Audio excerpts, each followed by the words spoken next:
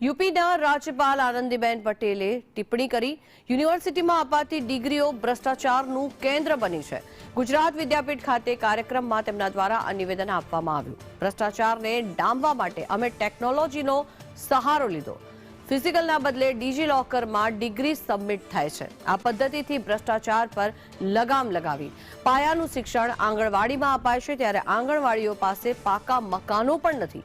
બીજી તરફ યુનિવર્સિટીઓને કરોડોની ગ્રાન્ટ ફાળવવામાં આવે છે। આ કરોડોની ગ્રાન્ટ ખરેખર જાય છે ક્યાં, તે સૌથી મોટો સવાલ છે અને તેનું શું કામ થાય છે।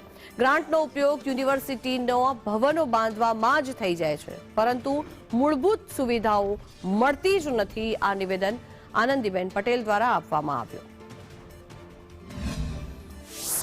અમે ડિજીલોકરમાં પાછલા 4 વર્ષથી ડિજીલોકરમાં જ સબમિટ કરીએ છીએ।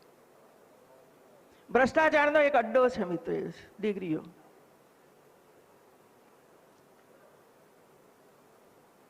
બધી ડિગ્રી અંક તાલિકા બધું જ ડિજીલોકરમાં ઓનલાઈન જ્યારે જરૂર પડે ત્યારે લઈ લો। યુનિવર્સિટીમાં આવવાની જરૂર નથી, એ તમારી ફાઇનલ ડિગ્રી છે। એવું આંગણવાડીમાં કોઈ જાણતું નહોતું આંગણવાડી શું છે એવું, અને આપણે યુનિવર્સિટીને કરોડો રૂપિયા ગ્રાન્ટ આપીએ છીએ। ક્યાં જાય છે ગ્રાન્ટ? જરા જુઓ તો ખરા, શું કામ થાય છે એની અંદર?